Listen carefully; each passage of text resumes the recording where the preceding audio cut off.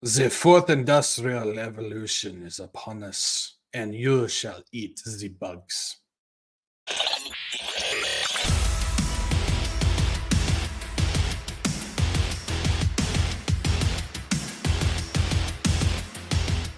Hey, what's going on, guys? This is Zach, the Wretched Watchman, bringing you a little bit of news when it comes to smart cities and the fourth industrial revolution. We understand this is something that the WEF has been really looking at. WEF, World Economic Forum.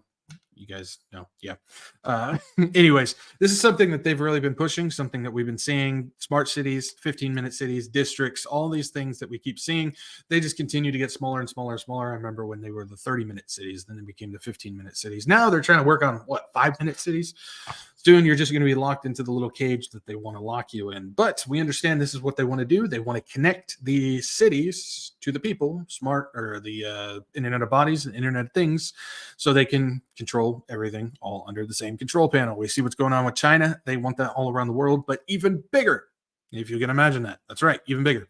Well, we're getting something out of the recent WEF meeting that was going on. They were talking a little bit about smart cities and the connection to, would you believe it, Ukraine. That's right. They want to turn Ukraine into one of the centers for industrial revolution. So let's take a look at this, shall we? Coming from Smart Cities World, we got the WEF explores establishment of GovTech Center in Kiev. The letter of intent to establish the GovTech Center in Kiev was signed by Borj Brende, which is the president of the WEF, and Mikhailo Fedorov, deputy prime minister for innovation, development of education, science and technology, and minister of digital transformation of Ukraine. The announcement was made at the World Economic Forum annual meeting in 2024, so the one that just took place in Switzerland, which runs until 19th of January, which we're already past that, so this is a little old on that case, but this is what they were discussing. It goes on to keep saying, recent years, according to the WEF, Ukraine has evolved into a global GovTech powerhouse, becoming the first country with a digital ID system that can be used across the nation, and fourth in Europe to launch a digital driving license. So this all has to do with more digital passports, biometric passports, and connecting government services to an online thing that they can continue to track and all that type of stuff. So that's what they're working on there. Ukraine reports that in line with its goal to make 100% of public services available online, almost 20 million Ukrainians are already using the Dia app. We talked about this a couple of years ago, actually, just conveniently was released during the 2020 stuff. It's amazing how that works, right? The Dia application, which allows them to access key documents and government services. So it's similar to a digital wallet, so to say, digital ID. The WEF launched the first center for the fourth industrial revolution in San Francisco in 2017, shortly followed by centers in Japan and India. The network now includes centers in Austin, Azerbaijan, Brazil, Colombia, Detroit, Germany, Israel, Kazakhstan, Malaysia, Rwanda, Saudi Arabia, Serbia, Telangana, another one in India, that was different, and UAE, as well as Vietnam. Now, keep in mind, one of the people that, or one of the countries that was involved in getting all this set up to help guide the WEF on this, as well as helped put on several cyber polygon events, was indeed Russia. They were one of the main people who signed on to help get all this stuff going and flowing in all this deal. So it's amazing how Russia, who's apparently against the WEF, helped them get all this stuff going. Kind of interesting. And they're helping clear the way by eliminating part of Ukraine to do it. I'm not laughing at the stuff that's going on in Ukraine. I'm just saying it's mighty convenient how that works. Now, we read from this thing right there. Mikhailo Fedorov. Now, if you guys don't remember, back, 2022, 2021? One of those days, I can't remember exactly what year it was. A couple of years ago, I guess we could say, that guy posted a video called Ukraine 2030 on his social media profile. Now, I've played this video a couple times. I'm sure you've seen it, but in case you haven't, or just a refresher of what this is, I ran out of breath there. I apologize.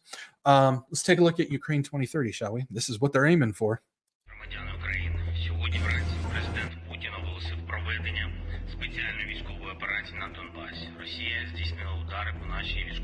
Let's look 8 years ahead. 2030. The history of the new Ukraine is studied all over the globe. Why? Because Ukraine became the most digital and convenient country in the world. Scripts have replaced bureaucrats. 500,000 former public servants are successfully integrated in the new economy. No more red tape, but paperless. No more banknotes, but cashless. Yes, we became the first country to abandon paper money. Ukraine now has the best tax system for the IT industry and the most affordable e-residency. Thanks to Ukrainian engineers and programmers, the R&D centers of the world's top technology companies operate successfully, and Ukraine ranks first in the world by the number of startups per capita. Ukrainian courts are guided by artificial intelligence, and all notarial acts take place online. Ukrainian customs is fully automatic and the fastest in the world. Customs clearance and car registration can now be done in 3 clicks from your smartphone. Because of war and internal migration, we have built the most flexible and modern digital education. Brave military and civilians get quality treatment with modern remote monitoring and e-health systems. Ukraine also has the most effective cyber defense in the world. After the horrors of 2022, Ukraine focused on security systems. Now every production facility has its air defense system, and the sleep of Ukrainians is protected by an ultra-modern iron dome. The Ukrainian government is digital, more like an IT company in terms of the efficiency of implementing decisions, and one can register a land plot, start construction, open a business or get a license, and register a car or real estate from a smartphone, automatically, in 1 click. Ukraine is the freest and digital. This is all because international partners and the world's leading technology companies supported the Digital for Freedom initiative and united to help Ukraine recover through digitalization. Building a new Ukraine together, free and the fastest, brave and digital. That's what they're aiming for. And it looks like it was 2022. So that just conveniently dropped when the Ukraine war happened too. It's just amazing. Truly is amazing how conveniently these things drop when these altering events take place. But that's what they're aiming for. They want to make a digital center. They're even talking about making that's going to be the first one a part of this thing where it's going to be fully automated and all these type of things. Now, other countries are indeed doing all these things: AI courts, cashless, and automation of government online, and all these types of things. Then you even have things like Neom, the line going on over there. That's Saudi Arabia, I believe, where they're building an entire city, straight line city based on that type of stuff. I think they want to build more than just one, or maybe they have started more than one. I haven't looked in a little bit, but either way, that's something that they're working on. And this is definitely not the first time that we've seen anything like this. And we understand part of that aspect of creating these centers is smart cities. Now, I talked about Russia before, how they helped get this thing going and all the cyber polygon and everything. Well, we're getting some information regarding smart cities in Russia too. If we take a look, it says Russia begins building 15-minute cities, but I thought Russia was against the WEF agenda. Why are they doing it? Interesting.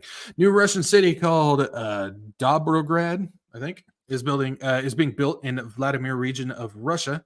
It is being built according to the concept of a 15-minute city where everything necessary for a person to survive is within 15-minute walking distance.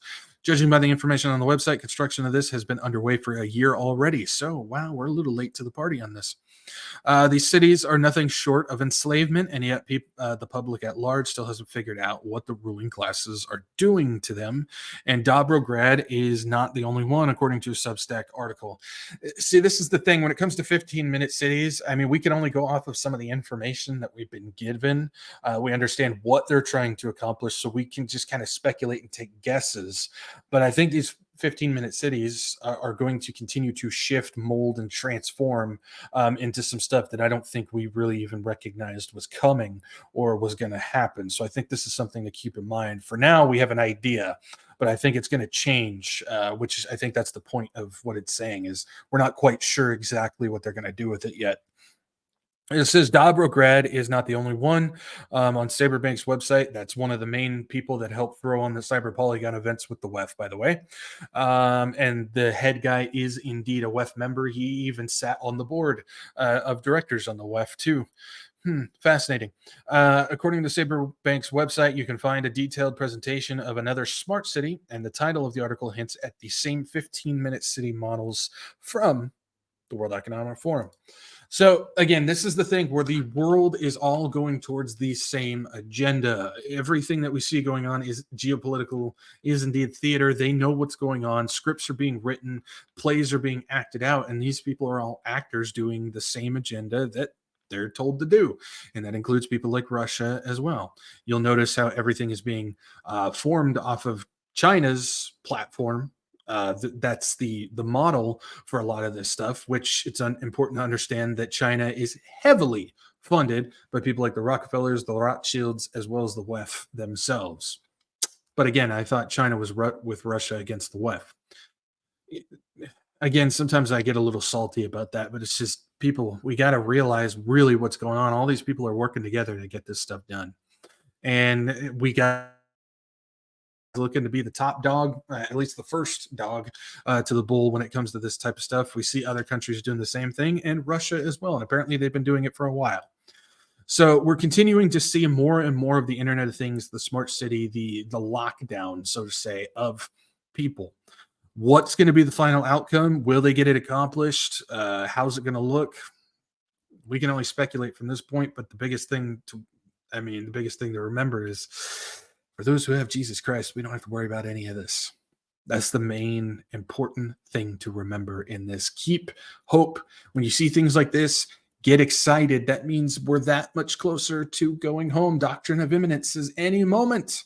And right now we're in the season. Everything that needs to happen before the rapture of the church has happened. And he can just come at any moment. He can come at any moment. Keep busy with what he commands us to do. Warn people of what is coming and get people to Jesus. Even if people look at you weird and they start backing away, they want nothing to do with you. It doesn't matter. You did what the Lord told you to do.